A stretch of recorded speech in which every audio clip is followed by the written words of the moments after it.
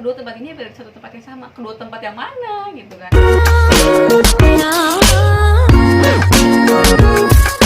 Nah, di video kedua kita akan melanjutkan tentang frasa. Apa sih frasa itu? Jadi, menurut Kamus Besar Bahasa Indonesia, frasa merupakan linguistik, itu istilah linguistik yang merupakan gabungan dua kata atau lebih yang bersifat non-predikatif. Jadi, misalkan gunung tinggi disebut frasa karena merupakan konstruksi non-predikatif. Maksudnya non-predikatif itu apa? Karena dia belum memiliki kata kerja di situ. Jadi, dan dia tidak melampaui batas fungsi dalam kalimat.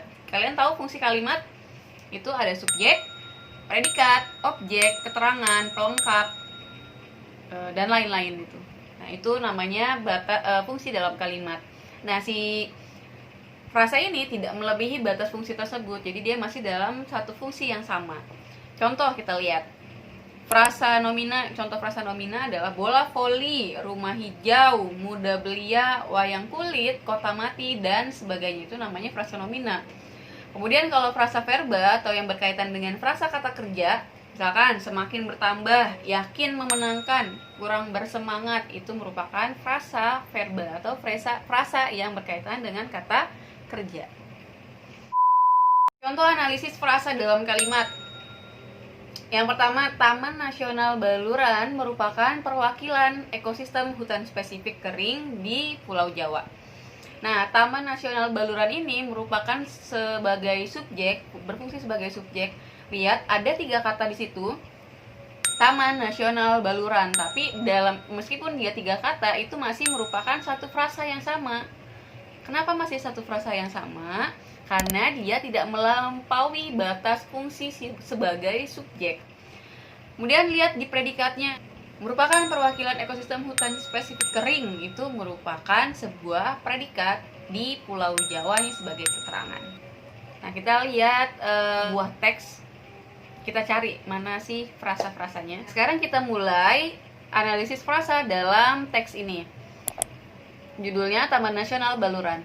Taman Nasional Baluran merupakan perwakilan ekosistem hutan spesifik kering di Pulau Jawa. Hutan di taman ini terdiri atas tipe vegetasi savana, hutan mangrove, hutan musim, hutan pantai, hutan pegunungan bawah, hutan rawa, dan hutan yang selalu hijau sepanjang tahun. Taman Nasional Baluran memiliki berbagai macam flora dan fauna serta ekosistem. Nah, dari potongan paragraf ini kita bisa mengetahui beberapa frasa yang terdapat dalam paragraf. Yang pertama di frasa nomina, Taman Nasional Baluran, perwakilan ekosistem hutan spesifik kering, tipe vegetasi savana, hutan pegunungan bawah, hutan rawa, hutan yang selalu hijau sepanjang tahun. Terus apa lagi? Berbagai macam. Itu juga masuknya ke frasa verba. Nah, frasa verba itu ada terdiri di atas berbagai macam. Setelah frasa, kita akan melanjutkan tentang klausa. Jadi, klausa adalah satuan gramatikal yang terdiri dari subjek dan predikat, baik disertai objek, pelengkap, dan keterangan. Jadi, sebuah klausa itu bisa disebut klausa ketika dia sudah memiliki predikat dan tidak memiliki intonasi final. Apa sih yang dimaksud dengan intonasi final?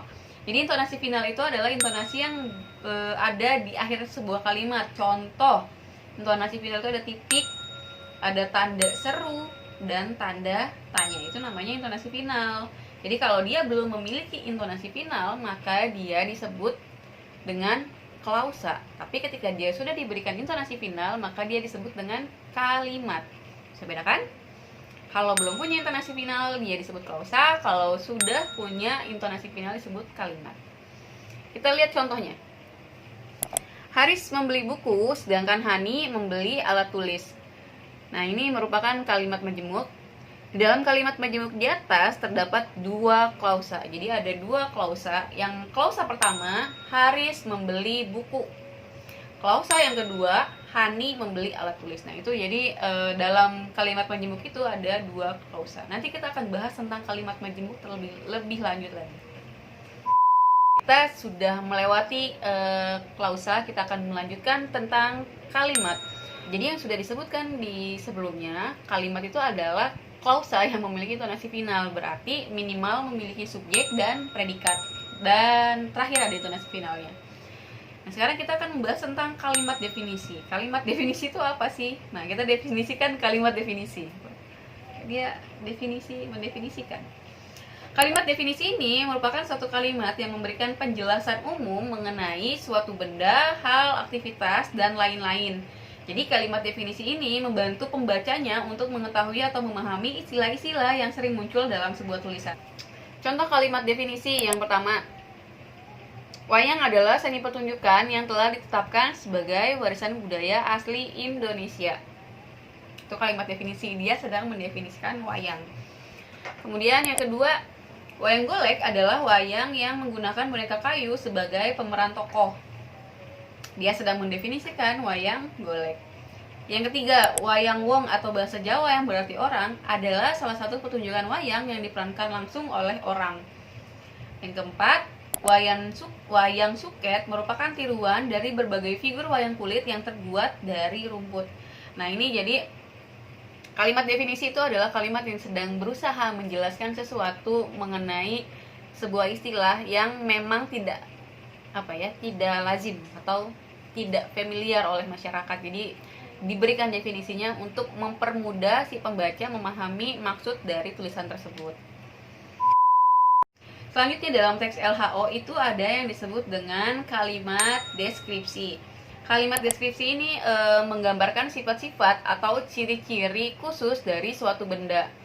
Sifat-sifat tersebut merujuk pada hal khusus yang bisa ditangkap oleh panca indera, misalnya berupa ukuran seperti besar, kecil, tinggi, atau bentuk misalkan renda, warna, dan sebagainya. Nah, contoh kalimat deskripsi yang pertama, wayang ini terbuat dari kulit kerbau yang ditata, diberi warna sesuai dengan kaidah pulasan wayang-wayang pendalangan, diberi tangkai dari bahan tanduk kerbau bule yang diolah sedemikian rupa dengan nama cempurit yang terdiri atas tuding dan gapit. Itu menjelaskan tentang wayang tersebut.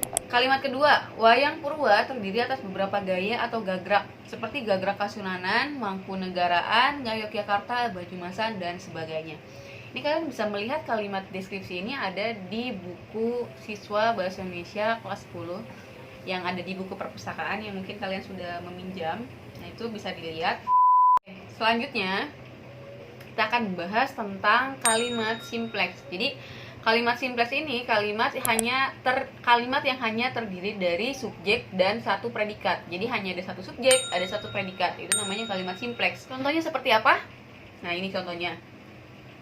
Kelelawar merupakan hewan unik. Kelelawarnya sebagai subjek, merupakan predikat, hewan uniknya sebagai pelengkap. Nah, ini merupakan kalimat simplex karena hanya memiliki satu subjek dan hanya memiliki satu predikat.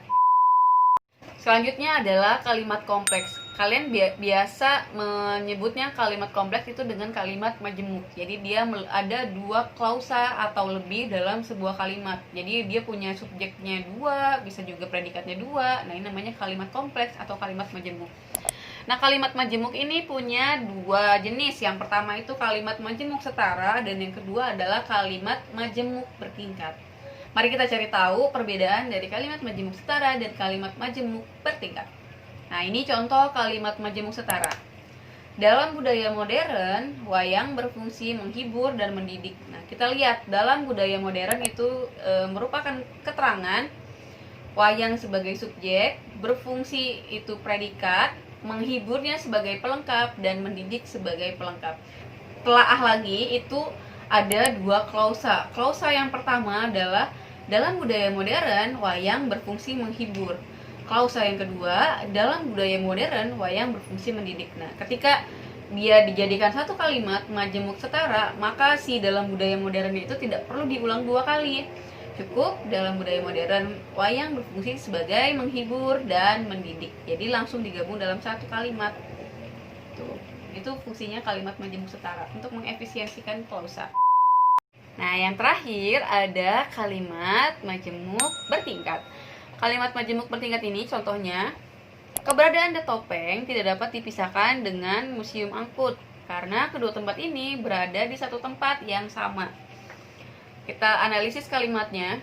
Keberadaan The Topeng itu jadi sebuah subjek tidak dapat dipisahkan itu jadi predikat, dengan musim angkut itu jadi keterangan. Kemudian karenanya ini jadi konjungsi subordinatif atau konjungsi yang bertingkat. Kemudian kedua tempat ini berada di satu tempat yang sama. Itu kalau dalam satu kalimat, di kalimat itu dia merupakan keterangan. Tapi ketika kita analisis lebih ke bawah lagi, ternyata dalam keterangan itu ada subjek, ada predikat, ada keterangan. Nah, lihat di kalimatnya itu yang sampai musim angkut itu merupakan klausa atas atau induk kalimatnya, dan yang di bawah itu adalah klausa bawah atau anak kalimat. Oke, catatan untuk membedakan induk kalimat dan anak kalimat, yaitu anak kalimat tidak bisa berdiri sendiri. Jadi anak kalimat ini nggak bisa nih kalau dia cuma sendirian. Contoh, kedua tempat ini berada di satu tempat yang sama. Kedua tempat ini berada di satu tempat yang sama. Kedua tempat yang mana gitu kan? Karena dia merupakan anak kalimat, jadi butuh si induk kalimatnya dulu agar kalimat ini menjadi kalimat yang padu. Sedangkan induk kalimat atau klausa atas ini dia bisa berdiri sendiri. Contoh, keberadaan the topeng tidak dapat dipisahkan dengan musim angkut, titik. Itu orang bisa paham, oh the topeng ini nggak bisa dipisahkan dengan musim angkut. Nah, cukup sekian materi kita hari ini. Semoga kalian bisa memahami dengan baik materi yang sudah Ibu sampaikan. Dan jika kalian memiliki pertanyaan mengenai materi yang sudah Ibu sampaikan, kalian bisa komen di bawah ini, atau kalian bisa tanyakan secara langsung kepada Ibu materi yang telah disampaikan di video. Mungkin ada yang kurang jelas, bisa ditanyakan lagi. Dan jangan lupa kerjakan tugasnya ya. Sampai bertemu di minggu depan. Dadah!